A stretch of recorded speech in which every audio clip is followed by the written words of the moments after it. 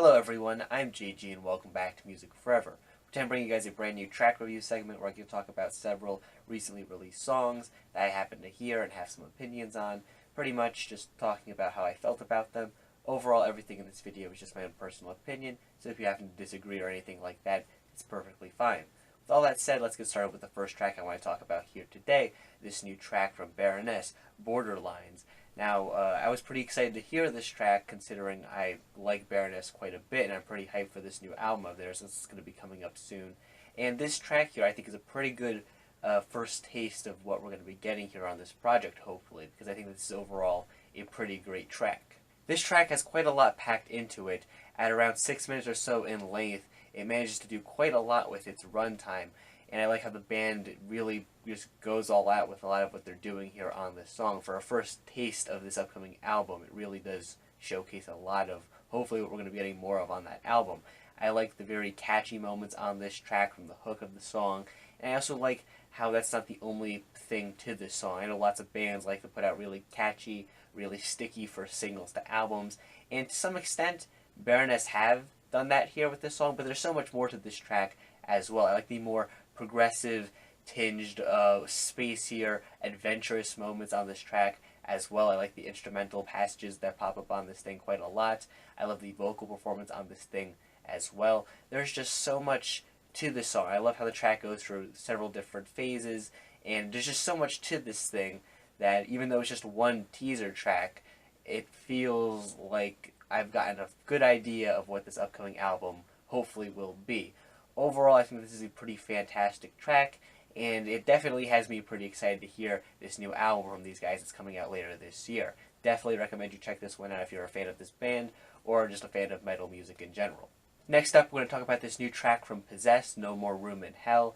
This is the newest single from these guys from their upcoming album. That is going to be their first studio album in several decades at this point, this band being one of the pioneers for death metal back in the 80s with a sound that was, at the time, a lot more extreme and aggressive than anything that had really been done before. Of course, it's been several decades since then, and this track here, it has a lot of the same vibes that you might get from the band's earliest works, and by that I mean it's not nowhere near as extreme as what you would typically find in, say, death metal or the more extreme subgenres of metal nowadays, but I do really like the vibe this track has to it. On my initial listens of this song overall, it didn't really grab my attention all too much. However, with repeated listens, this track grew on me quite a bit. And I like the very thrashy, proto-death metal sound that this track has going for it as well. The vocals here on this track aren't quite at the same level of, death growls that you'll see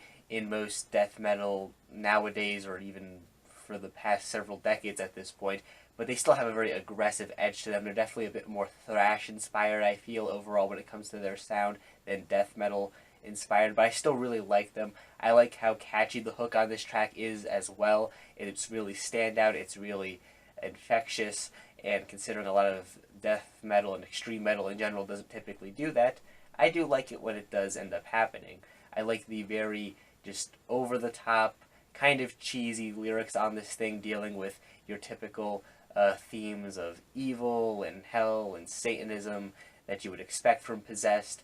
It's, like I said, kind of cheesy, but in a good way, in that kind of early death metal, black metal, just very over-the-top, very cheesy, satanic kind of way. Not so much in a more, redundant fashion that has kind of, grown stale with me at least. The instrumental, while it's probably my least favorite aspect of this track overall, is still pretty good at the end of the day. I like a lot of the riffs that pop up on this thing. I like the overall vibe that it brings to this track, that very early proto-death metal thrash sound, or like I said earlier, that I really enjoy. Overall, this is just a pretty solid single overall, and it has me pretty excited to see what these guys are going to deliver on this upcoming album of theirs later this year. So yeah, if you're a fan of this band, death metal, extreme metal, thrash metal, check this out. Moving on though, we're going to be talking about a cover song. This cover from Waterparks of the track Beating Heart Baby by Head Automatica. Wasn't familiar with the original song or the band that even made the original song prior to hearing this cover, though I did go and listen to the original track. Didn't care for it all too much, but Waterparks definitely bring their own unique twist to it here in this cover track. though I will say that even still, despite that fact, I'm not all that crazy about this cover. It's not necessarily that there's a whole lot going on here on this track that I dislike or anything like that. It's just there's very little here that stands out to me as being super interesting or great or like anything that would really drag me back to this track for repeated listens.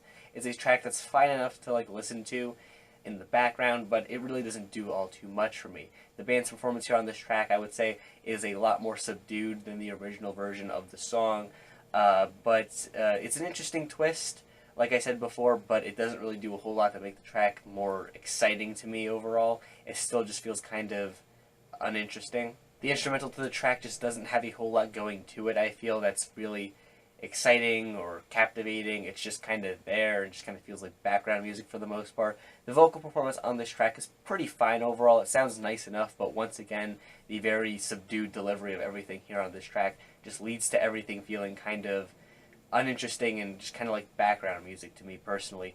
Overall, not a terrible cover by any means. It's definitely, at the very least, a unique twist on the original track, but it's not a super interesting cover, I guess is what I'm trying to say. Overall, I'd recommend this track for the most part to fans of Waterparks, fans maybe of the original track as well, especially if there's any people out there who happen to like both of those things, then I think this track will definitely interest you, at least to some extent, because like I said, the band does put their own unique twist on it. But if you don't fall into either of those categories, then, I'm not sure if this track will do a whole lot for you, honestly. Moving on, the final track I want to talk about here today is yet another cover song, and not just that, but also a live track as well as the Maine's cover of the Halsey track Without Me. Now, when it comes to Halsey and her music, I really would not consider myself much of a fan, at least from what I've heard of it. It hasn't really interested me or captivated me all that much. And when it comes to the original version of this track, I'll just come right out and say that I don't really care for the track all that much. It doesn't, really interest me. However, I am a fan of the Maine, so I was at the very least interested to see what they were going to do with this track in a cover. Not just that, but also in a live setting as well. And overall, I will say that this is definitely an improvement over the original track. I feel like the biggest advantage this track has over the original is the more live and at the same time very personal and more natural sound that it has going for it. The original track has a lot more of an electronic influence on it, especially when it comes to the vocals that are somewhat manipulated. And I don't really like how that sounded on the original track. It just sounded very unpleasant to me. And here on this version of the track, you don't have any of that really. It feels a lot more natural, a bit more stripped back as well, and like I said before, a lot more personal and intimate. I definitely feel like the live aspect of this track also adds to the more personal and intimate feel that this track has going for it. I just feel like the Maine's rendition of this track is a lot stronger than the original overall. I feel like the instrumental to it is a lot stronger and it's a lot more fitting. I feel like the vocal performance on this is a lot stronger as well.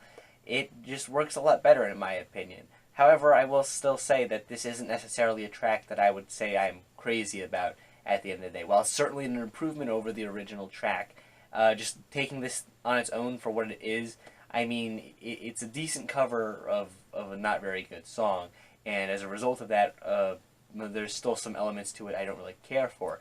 Most prominently, the lyrics here on the track, which I didn't really like in the original track, of course, haven't really been changed here, and they're still not really my cup of tea personally. They still feel kind of immature overall, and not really something that I'm super captivated by.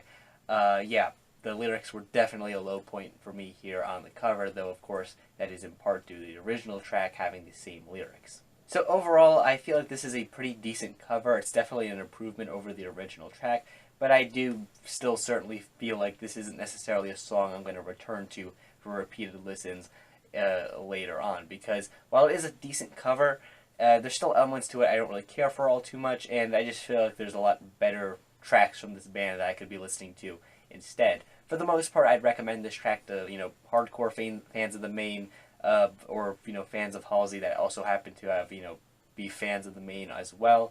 I feel like if you fall into that category of people, you'll definitely get some enjoyment from this track, because like I said, it is a decent cover, and if you do like the original track more than I do, you may even like this cover more than I do. But if you don't fall into any of those categories, this track probably will do a whole ton for you. And with that said, that concludes this week's track review segment. If you happen to enjoy any of these tracks more than I did or less than I did, or just have a different opinion regarding something, that's perfectly fine.